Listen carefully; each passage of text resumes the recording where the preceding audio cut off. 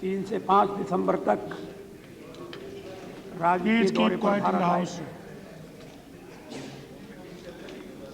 उनकी इस यात्रा ने हर वर्ष शिखर बैठकें आयोजित करने की उस नई परंपरा को कायम रखा है, इसकी हमने अक्टूबर 2000 से शुरुआत की थी।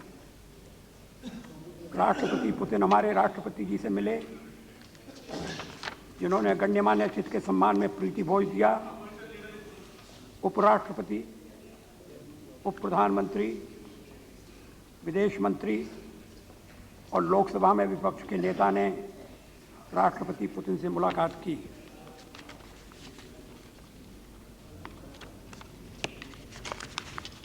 राष्ट्रपति पुतिन और मैंने द्विपक्षीय संबंधों पर व्यापक बातचीत की और आपसी हित के क्षेत्रीय तथा अंतर्राष्ट्रीय मुद्दों पर विचारों का आदान प्रदान किया।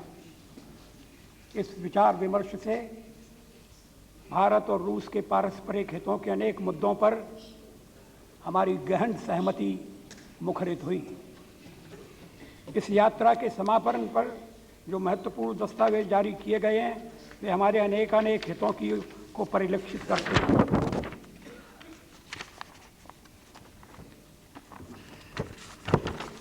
इनमें स्ट्रेटेजिक भागीदारी को और अधिक सुदृढ़ बनाने संबंधी दिल्ली घोषणा पत्र, आर्थिक, वैज्ञानिक तथा प्रौद्योगिकी सहयोग को मजबूत करने हेतु एक संयुक्त घोषणा पत्र तथा आतंकवाद से निपटने में सहयोग करने संबंधी एक समझौता ज्ञापन शामिल हैं।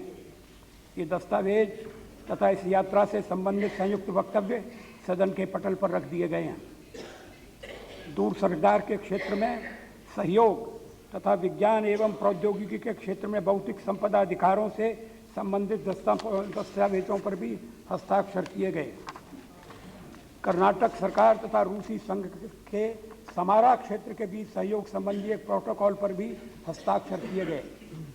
हम समझते हैं कि इन दस्तावेजों से भारत और रूस संघ के बीच बहुआयामी सहयोग के राजनीतिक कानूनी अधिकार को और मजबूती मिलेगी। राष्ट्रपति पुतिन और मैं इस बात पर सहमत हुए कि हमारी दोनों देशों को अपने व्यापार तथा आर्थिक संबंधों को बढ़ाने के लिए कोई नई पहल करनी चाहिए। हमें अधिक मूल्य एवं उच्च तकनीक वाली वस्तुओं तथा तेल एवं गैस, हीरा आदि जैसे क्षेत्रों में व्यापार बढ़ाना होगा। हमें व्यापार के क्षेत्र में विविधता लाने की तत्काल जरूरत है, क्योंकि रुपये और रूबल के संबंध में हमारे द्विपक्षीय समझौते के तहत ऋण भुगतान की मात्रा में वर्ष 2005 से तेजी से गिरावट आएगी। इस समय भारत से रूस को किया जाने वाला लगभग समस्त निर्यात इसी ऋण भुगतान द्वारा पोषित होता है। हम आपसी निवेश बढ़ाने की जरूरत पर भी सहमत हुए। ऊर्जा के क्षेत्र में सहयोग हमारे दोनों देशों के लिए दीर्घकालीन स्ट्रैटेजिक महत्व रखता है।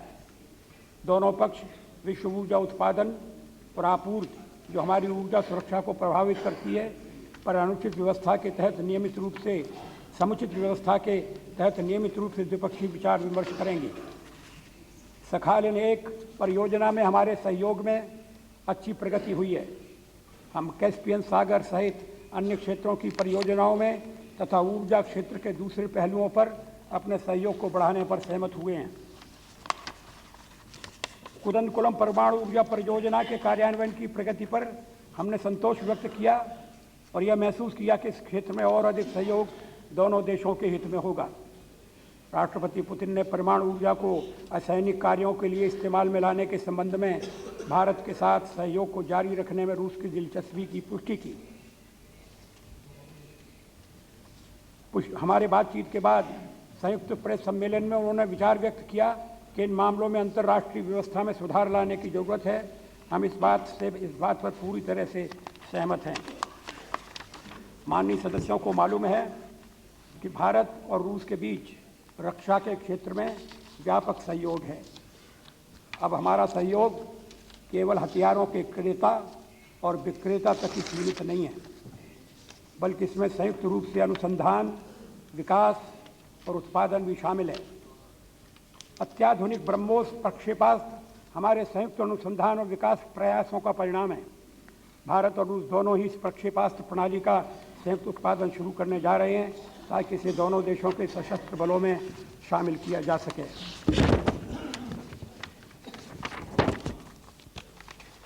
राष्ट्रपति पुतिन और मैं इस बात पर सहमत थे कि ऐसी कई अन्य परियोजनाएं हैं जिनमें हमें भविष्य में सहयोग कर सकते हैं। दिल्ली घोषणा पत्र में इस सिद्धांत पर बल दिया गया है कि हम दोनों में से कोई सा भी देश ऐसी कोई कार्रवाई नहीं करेगा जिससे दूसरे देश की सुरक्षा पर कोई आंच आए।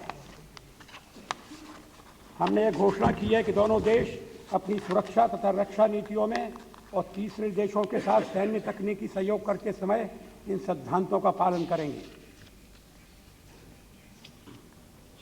ये महत्वपूर्ण आपसी वचनबद्धताएं हैं भारत और रूस के बीच जो सक्रिय रक्षा संबंधों को सुदृढ़ करती हैं। अंतर्राष्ट्रीय स्थिति की समीक्षा करते समय हमारा यह समान मत था कि अंतर्राष्ट्रीय आतंकवाद का मुकाबला करने के लिए ठोस और स्थायी उपाय किए जाने चाहिए। आतंकवाद के विरुद्ध संयुक्त राष्ट्र सुरक्षा परिषद के प्रस्तावों और विशेषकर प्रस्ताव संख्या 1373 का कड़ाई से पालन किया जाए।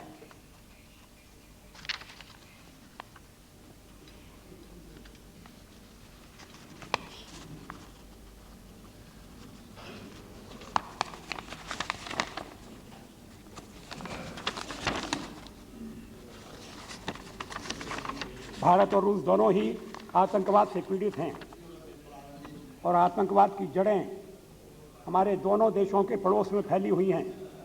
इसलिए भारत और रूस का ठोस सुरक्षा हित इसी में निहित है कि इस खतरे का मुकाबला राष्ट्रीय और द्विपक्षीय स्तर पर निवारक और निरोधक उपायों के जरिए किया जाए। आतंकवाद का मुकाबला करने के लिए एक संयुक्त कार्यदल गठित करने संबंधी आपसी समझौते से इस क्षेत्र में हमारा सहयोग और सुदृढ़ होगा। भारत और रूस ने अल कायदा और तालिबान ताकतों जिनका उनके प्रयोजकों से बराबर संपर्क बना हुआ है कि फिर से एकजुट होने से अफगानिस्तान की सुरक्षा का भी खतरा बना हुआ है, उस पर भी गंभीर चिंता जाहिर की। हमने राष्ट्रपति करज़ाई की सरकार का तथा राष्ट्रीय मेल मिलाप, आर्थिक पुनर्स्थापना और अफगानी संस्थाओं के पुनर्निर्माण के लिए उसके द्वारा किए जा रहे प्रयासों का पूर्ण समर्थन किया। भारत और रूस अफगानिस्तान में पुनर्निर्माण कार्यों को बढ़ावा देने में सहयोग करेंगे। इनमें अफगानिस्तान की प्राथमिकताओं को ध्यान में रखा जाएगा।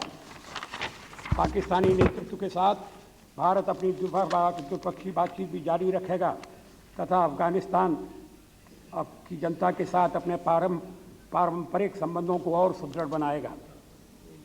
दक्षिण एशिया की स्थिति हमारे दृष्टिकोणों की समरसता को हमारे संयुक्त वक्तव्य में दर्शाया गया है। रूस हमारे इस रुख से सहमत है कि हम पाकिस्तान के साथ बातचीत तभी शुरू कर सकते हैं जब वह सीमा पार से घुसपैठ रोके और पाकिस्तान तथा पाक नियंत्रित क्षेत्र में आतंकवादी शिविरों को नष्ट करे। संक्षेप में, राष्ट्रपति पुतिन की यात्रा से भारत और रूस के आपसी हितों के जुड़े सभी मुद्दों पर हमारी शिखर स्तरीय बातचीत को जारी रखने का महत्वपूर्ण उद्देश्य पूरा हुआ है। इस यात्रा से हमारी इस आपसी प्रतिबद्धता को बल मिला है कि हम अपनी स्ट्रेटेजिक भागीदारी को निरंतर सुदृढ़ बनाएं, अपने राजनीतिक विचार विमर्शों में तेजी लाएं और अपने आर्थिक संबंधों को नया स्वरूप प्रदान करें। इस यात्रा के प्रमुख अंतर्राष्ट्रीय मुद्दों पर हमारे समान दृष्टिकोण की पुष्टि हुई है। हम रूस के साथ अपने संबंधों को सर्वोच्च महत्व देते रहेंगे। वार्षिक शिखर बैठकें आयोजित करने की हमारी प्रतिबद्धता को ध्यान में रखते हुए मैंने अगले वर्ष रूस की यात्रा करने के राष्ट्रपति पुतिन के निमंत्रण को स्वीकार कर लिया है। धन्यवाद।